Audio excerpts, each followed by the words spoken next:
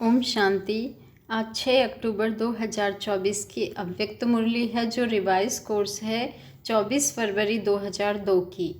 इस अव्यक्त मुरली में अव्यक्त बाप दादा ने कहा है, बाप को प्रत्यक्ष करने के लिए अपनी व दूसरों की वृत्ति को पॉजिटिव बनाओ। बाप को प्रत्यक्ष करने के लिए अपनी व दूसरों की वृत्ति को पॉजिटिव बनाओ। इस मुरली के डिटेल में बाबा ने एक पॉइंट में समझाया है कि सबसे तीव्र गति की सेवा है वृत्ति द्वारा वाइब्रेशन फैलाना। बाबा ने कहा कि सबसे तीव्र गति की सेवा है वृत्ति द्वारा वाइब्रेशन फैलाना, क्योंकि वृत्ति बहुत तीव्र रॉकेट से भी तेज है। क्योंकि बाबा ने कहा वृत्ति बहुत तीव्र रॉकेट से भी तेज है, इसलिए बच्चे वृत्ति द्वारा वाइब्रेशन फैलाना, हर एक आत्मा के प्रति शुभ भावना और शुभकामना के वाइब्रेशन फैलाना।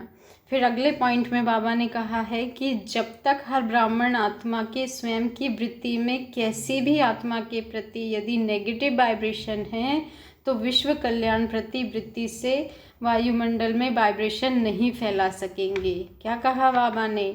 बाबा ने कहा कि जब तक हर एक ब्राह्मण आत्मा के स्वयं की वृत्ति में कैसी भी आत्मा के प्रति यदि वाइब्रेशन नेगेटिव है तो विश्व कल्याण के प्रति वृत्ति से वायुमंडल में वाइब्रेशन नहीं फैला सकेंगे। यह पक्का समझ लो। ऐसा बाबा ने कहा है कि कितनी भी सेवा कर लो, रोज़ 8-8 भाषण कर लो, योग शिविर करा लो, कोर्स करा लो, लेकिन यदि नेगेटिव वाइब्रेशन मन में है कि वह अच्छा है, ख़राब है, दुख देता है, गलतियां करता है, दुख देने का जिम्मेवार है वो, तो आप विश्व सेवा नहीं कर सकते हैं। बाबा कह रहे हैं उसकी बुराई को अपने वृत्ति पे नहीं रखना है, उसके दुख देने के जिम्मेवार आपको नहीं बनना है। इस मुरली में बाबा ने कहा है आपको उसे परिवर्तन करने की सेवा करना है कि वो आत्मा परिवर्तन हो, उसके प्रति नेगेटिव भाव मन में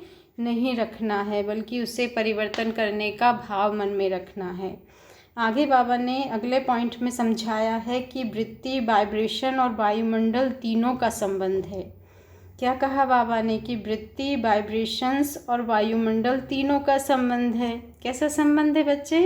कि वृत्ति से वाइब्रेशन बनते हैं और वाइब्रेशन से वायुमंडल बनता है, लेकिन इसमें मूल वृत्ति है। तो हमें फोकस किस पे रखना है? अपनी वृत्ति पर रखना है कि हर एक के प्रति शुभ भावना, शुभकामना, रहम दिल की वृत्ति हो। बाबा ने अगले पॉइंट में कहा है कि अगर आप समझते हो कि जल्दी जल्दी बाप की प्रत्यक्षता हो तो तीव्र गति का प्रयत्न है सब अपनी वृत्ति को अपने लिए और दूसरों के लिए पॉजिटिव करो। बाबा ने कहा कि अगर आप चाहते हो कि बाप दादा की प्रत्यक्षता जल्दी हो, बाप की प्रत्यक्षता जल्दी हो, तीव्र गति से हो, तो अपनी वृत्ति को अपने लिए और दूसरों के लिए कैसा बनाना है? पॉजिटिव, नॉलेजफुल भले बनो, नेगेटिव के नॉलेजफुल भले बनो, लेकिन अपने मन में नेगेटिव धारण नहीं करो। क्यों? क्योंकि नेगेटिव का अर्थ है किचड़ा।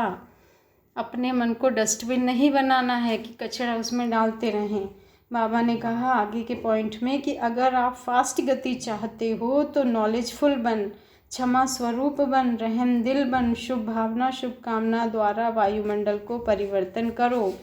कैसे परिवर्तन करोगे? शिकायतें नहीं करनी है व्यक्ति की, वायुमंडल की। बाबा ने कहा नॉलेजफुल भले बनो, लेकिन मन में किसी व्यक्ति के लिए, वायुमंडल के लिए नेगेटिव नहीं रखना है। क्या करना है? उसको परिवर्तन करना है। बाबा ने कहा नॉलेजफुल बन, क्षमा स्वरूप बन, रहम दिल बन, शुभ भावना, शुभकामना द्वारा वायुमंडल को, आत्माओं को परिवर्तन करो। तो क्या होगा? वायुमंडल पावरफुल बनेगा। बाबा ने फिर आगे के पॉइंट में पूछा है कि सबसे ज़्यादा प्रभाव किस बात का पड़ता है? बच्चे बताइए, आत्माओं पर सबसे ज़्यादा प्रभाव किस बात का पड़ता है? वायुमंडल का। देखिए, जब बच्चे मधुबन में आते हैं तो ब्रह्मा बाप की कर्म भूमि है, बाप दादा की वरदान भूमि है, उसका प्रभाव बाबा ने कहा दिल पर छाप लग जाता है वायुमंडल का। लगता है ना? सभी अनुभवी हैं। आगे बाबा ने कहा है, वरदान दिया है कि बच्चे मन बुद्धि को, बाबा ने आगे वरदान में कहा है समय प्रमाण हर कार्य में सफल होने वाले ज्ञानी योगी तू आत्मा भव। समय प्रमाण हर कार्य में सफल होने वाले ज्ञानी योगी तू आत्मा भाव। मैं ज्ञानी योगी तू आत्मा हूँ, ये आज का स्वामान है। मैं समय प्रमाण हर कार्य में सफल होने वाली ज्ञानी योगी तू आत्मा हूँ। डिटेल है, ज्ञान का अर्थ है समझ। बाबा ने समझाया है कि बच्चे, ज्ञान का अर्थ है समझ, और समझदार उसे कहा जाता है जो समय प्रमाण समझदारी से कार्य करते हुए सफलता को प्राप्त करे। ज्ञान का अर्थ है समझ, और समझदार उसे कहा जाता है जो समय प्रमाण समझदारी से कार्य करते हुए सफलता को प्राप्त करे। और समझदार की निशानी है कि वह कभी धोखा नहीं खा सकते। बाबा ने निशानी बताई है समझदार की कि वह कभी धोखा नहीं खा सकते। और योगी की निशानी है क्लीन और क्लियर बुद्धि। योगी की निशानी है क्लीन और क्लियर बुद्धि। जिसकी बुद्धि क्लीन और क्लियर है वह कभी नहीं कहेगा कि पता नहीं ऐसा क्यों हो गया। यह शब्द ज्ञानी और योगी आत्माएं नहीं बोल सकती। कंडीशन बताई है बाबा ने ज्ञानी योगी आत्मा की कि ऐसे शब्द ज्ञानी योगी आत्माएं नहीं बोल सकती हैं। फिर बाबा ने आगे कहा कि वे ज्ञान और योग को हर कर्म में लाती हैं। वे ज्ञान और योग को हर कर्म में धारण करती हैं। स्लोगन है, अचल अडोल वही रहते हैं जो अपने आदि अनादि संस्कार स्वभाव को स्मृति में रखते हैं।